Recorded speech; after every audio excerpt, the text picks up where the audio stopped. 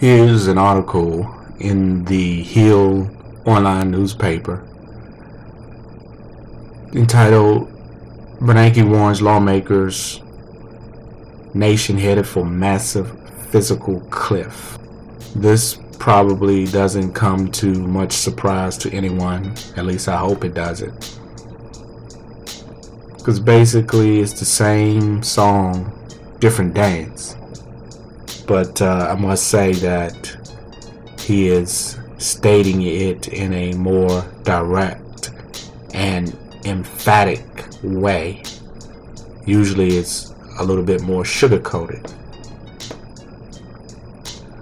But he's basically saying that if Congress fails to extend the Bush tax cuts and the payroll tax cut, allow it to expire, and cut the 1.2 trillion in spending that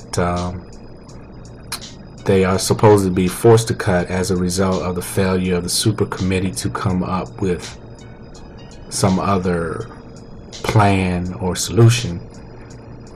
If they allow those things to happen, that GDP could be essentially cut in half, the economy would basically slow down.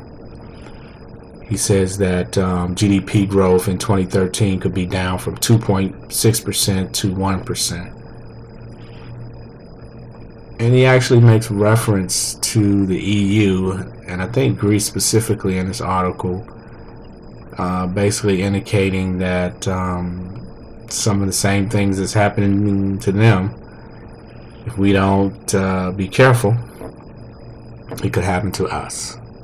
So I'm just going to go over this article. It says Congress risks taking the economy over a massive fiscal cliff. Federal Reserve Chairman Ben Bernanke warned lawmakers on Wednesday. In remarks that hit Wall Street stock prices, the central bank boss suggested the economy could hit a serious roadblock if Congress allows the Bush tax rates and a payroll tax cut to expire and $1.2 trillion in spending cuts to be implemented simultaneously in January. So he basically saying that those three things can't happen at the same time. Under current law on January 1st, 2013, there's going to be a massive fiscal cliff of large spending cuts and tax increases, Bernanke told the House Financial Service Committee. I hope that Congress will look at that and figure out ways to achieve the same long-run fiscal improvement without having it happen at one date. All those things are hitting on the same day, basically. It's quite a big event. The tax hikes and spending cuts could knock GDP growth in 2013 down from 2.6% to 1%, according to Andrew Fieldhouse, a federal budget policy analyst with the Liberal Economic Policy Institute. There's obviously a huge fiscal drag pending if Congress adheres to existing law, he said. Bernanke comments underline the stakes for this year's post-election lame duck session of Congress, when the fate of the tax rates and spending cuts are likely to be determined. Congress is also not expected to raise the debt ceiling until after Election Day, but is unlikely to be able to punt that decision beyond the lame duck session. The nation's AAA credit rating hangs in the balance, with agencies likely to decide on whether to downgrade the United States depending on what happens to the debt ceiling, tax rates, and spending cuts. The fiscal triple whammy was set up by the failure of super committee of lawmakers to agree on a deficit cutting plan last year. Bernanke, who has long advised policymakers to rein in the deficit, called again Wednesday for a credible plan to reassure markets that the nation is repairing its finances. Failure to do so could trigger another financial crisis and sharply higher interest rates, as is happening in Europe, he said. There's the reference to Europe. Bernanke warned that draining funds from the economy by allowing tax cuts to expire and trimming spending could slow growth. Yes, but at the same time, he is recommending that they do something about the debt. So you can't have your cake and eat it too. You have to protect the recovery in the near term, he warned. Some Republicans, such as John McCain, have already vowed to find alternatives to the spending cuts which would hit the Pentagon, and the fight over the Bush tax rates will be a central theme of the presidential election. President Obama wants to extend the individual tax rates for families with annual incomes below $250,000 and individuals below $200,000, while allowing tax rates on higher income to rise.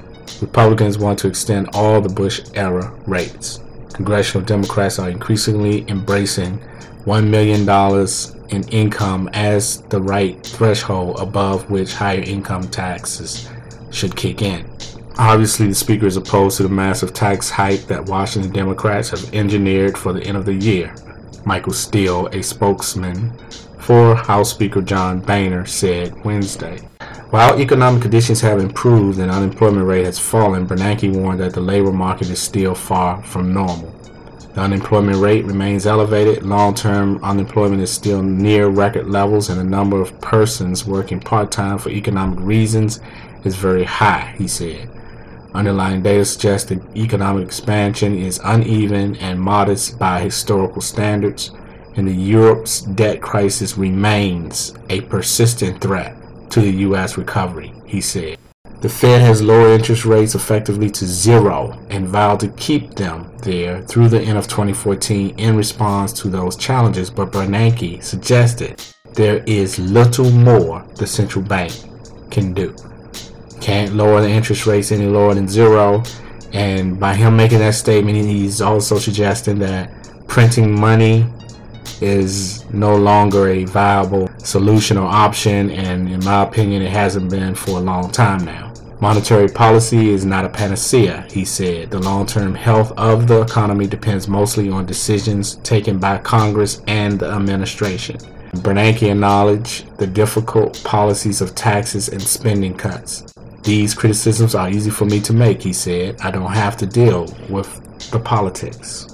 He steered clear of recommending a specific deficit reduction path for Congress, but said it is very important to address rising health care costs.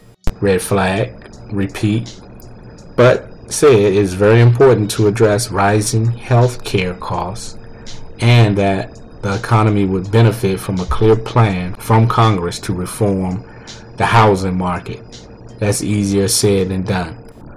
Our politicians are unable to come to an agreement regarding the tough decisions and plans that must be implemented to even slow down the country's progression towards the economic cliff, because they are afraid that they may upset their constituents, who may respond by not voting for them or fund their campaigns for re-election. The American people continue to fall for the partisanship and the finger-pointing, which politicians use as an excuse for their failure, and consequently, they fail the American people to realize that elected officials in all three branches of government are a collective, colossal failure from the president on down, irrespective of party affiliation. Our representatives in the U.S. government and both political parties are failing the citizens of the United States in the same manner as the governments for the bankrupt countries in the European Union has failed their people. The United States has been able to continue to receive loans and funding from abroad because our currency is our hottest commodity, due to the fact that it is the world's reserve currency, which means it is the currency used for international trade, thus increasing the demand abroad for the currency. Reliance on this luxury of being able to create wealth by merely putting ink to paper has lulled the country's leader into a false sense of security, causing them to erroneously devalue the importance of having strong manufacturing industries within the country. Instead, they seek to import goods from overseas at a lower cost. The end result is not enough jobs for its citizens. This, of course, cannot be resolved with a quick fix. So the country's leaders continue to milk the cow by raising the debt ceiling so that they can borrow more money, and they also print more money. However, the higher the availability of any commodity, product, or service, the lower the value. The lower the value, the lower the demand. So, every time the printing presses roll, the value of your dollar decreases. The more dollars you have, the more value you lose. The incompetence of our political leaders has caught the attention of international leaders. Several are having discussions and making preparations to introduce a new reserve currency or currencies to replace the dollar. This cannot be done easily. Nonetheless, the value of the once mighty dollar, which is the backbone of not only the U.S., but in many ways the world, is apparently, inevitably, heading for a cliff, and there doesn't seem to be anything anybody can do about it at this point, even if they wanted to. And it is all because of greed and the love of money, which was itself created to generate more wealth and control for its creators. This is why it was taken off of the gold standard, and this is when uncontrollable greed kicked in. Anyway, this is how it will end. Revelation 18:17. For in a single hour all this wealth has been laid waste, and all shipmasters and seafaring men, sailors, and all whose trade is on the sea, stood far off, and cried out as they saw the smoke of her burning, what city was like the great city? And they threw dust on their heads as they wept and mourned, crying out, Alas, alas, for the great city, where all who had ships at sea grew rich by her wealth. For in a single hour she has been laid waste. Rejoice over her, O heaven, and you saints and apostles and prophets, for God has given judgment for you against her. The only question left is, when? God is real. The Bible, His Word, is real. God is His Word.